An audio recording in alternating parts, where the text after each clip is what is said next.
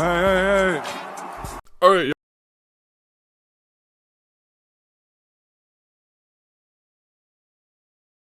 Now my sleep schedule is pretty messed up. I woke up at 6 in the morning, which is not when I usually wake up, and I didn't know it was 6 in the morning until I obviously checked my phone, and when I did, I saw a tweet from Woj under my push notifications that said something like, oh, it is the trade deadline, right? And I'm thinking to myself, like, why is he tweeting about trades at 3 in the morning, 6 in the morning? So I keep on scrolling down and I see a tweet from the Caius Duncan that says, fourth quarter yelling, why the fuck Batum in the trade? And at that point I knew it was a James Harden trade between the Clippers and the Sixers, and I thought I was dreaming. I eventually went back to bed and here I am now. Anyway, if you haven't seen the full details, the Clippers receive James Harden, PJ Tucker, and Philippe Petrusev, and the Sixers receive Robert Covington, Marcus Morris, Nicholas Batum, KJ Martin, in addition to a 2026 first-round pick via OKC, a 2028 first-round pick from the Clippers, 2 second-round picks, and 1 pick swap. Now, I did not think that Daryl Morey was going to pull the trigger this soon. I thought this trade would be happening closer to the trade deadline once we have a better understanding of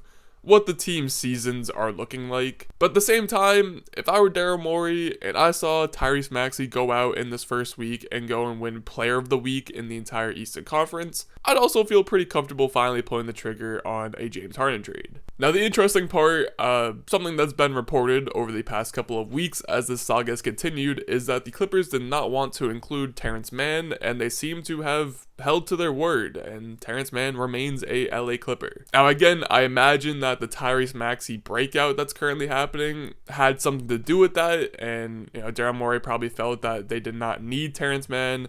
Nico Batum is kind of a surprise again in this trade to me, and it seemed like it was to the guys too. So maybe he was the addition instead of Terrence Mann. Maybe they threw in some more picks. I don't know, but anyway, the trade got done. Either way, the Sixers currently sit 2-1. They've had a pretty strong start to the season, and to now be adding a bunch of really good role players, essentially for someone who wasn't playing, I think losing PJ Tucker is actually going to prove to be a bigger loss than people might expect. I know he's old, I know he doesn't shoot the ball, but he just provides such a presence on defense and knows how to move the ball on offense, and generally just knows what he's doing on the basketball court. I do think losing him might hit Sixers fans harder than they thought, but at the same time, they bring back Robert Covington and Nico Batum, who essentially do the same things, a little less physically, but they both provide great defense, are big forwards that can also rebound the ball, know how to move the ball, and they can shoot a little better than PJ Tucker. I know Tucker's a great corner specialist, but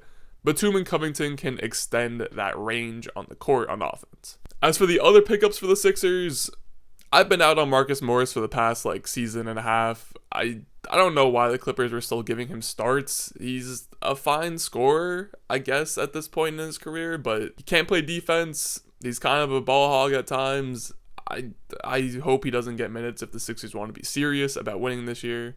And then KJ Martin should be a good pickup. I thought he was a good pickup when the Clippers signed him this offseason, but unfortunately they just had such a long line at the forward position on the depth chart that he just wasn't getting much burn. And the Sixers are a team that could use some forwards that are just athletic, can play defense, can provide some rim pressure because, again, Batum and Covington are solid defenders and good players, but they kind of stay out on the three-point line. Whereas KJ Martin can provide them more of an inside presence, both offensively and defensively. Plus, the Sixers also get a bunch of draft picks. They could take those draft picks and then flip them, either with these players they just got or some of the players already on their roster. And I've already seen some reports, Zach LaVine, OG Anunoby are 2 names at the top of the list, it seems. Now again, knowing Daryl Morey, I would assume this is a trade that probably happens closer to the deadline. I think now that he has Harden removed from this equation, he wants to see what he's got. He wants to see how the Sixers are able to perform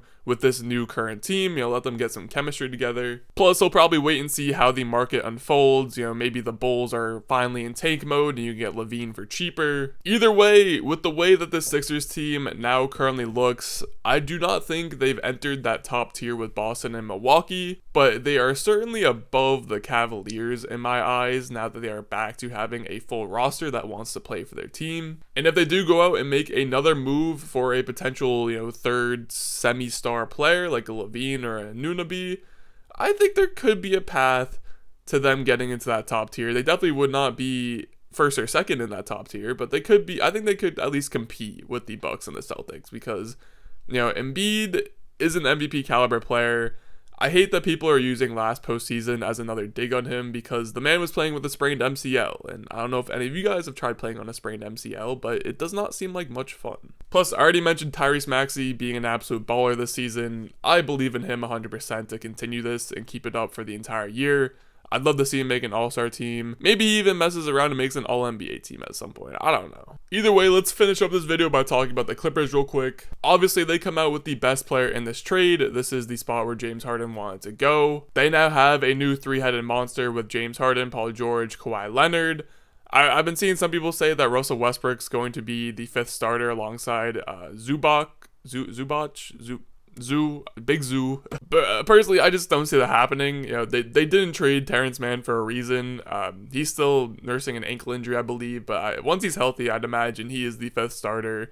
And they rock a lineup of Harden, Mann, George, Leonard, and Big Zoo, which is a pretty solid starting five. Then off the bench, they can maybe sport a lineup of like Russell Westbrook, Bones Highland, Norman Powell, PJ Tucker, and Mason Plumlee, which again is a pretty solid bench five. And on paper, this looks like a team that could definitely contend for a final spot coming out of the Western Conference. But as always with the Los Angeles Clippers, it's gonna come down to health, and James Harden doesn't necessarily do a lot to solve that. Now luckily the Clippers had enough depth and good players on this team that, expending 4 of them for James Harden didn't necessarily put a huge chink in their armor. So even in the case that 2 of Kawhi, Paul George, and James Harden are not healthy, they still have plenty of suitable replacements and rotational guys that could step up and at least provide them with some solid minutes. Either way, I'm happy to see that the Clippers are taking the season seriously. This is the last season that they have Paul George and Kawhi on contract before a player option for next season, so those guys could easily both pull a fast one and be out of LA in a second. This seems like it's their all-in move to go and try and win a ring this year, and I'm happy to see it.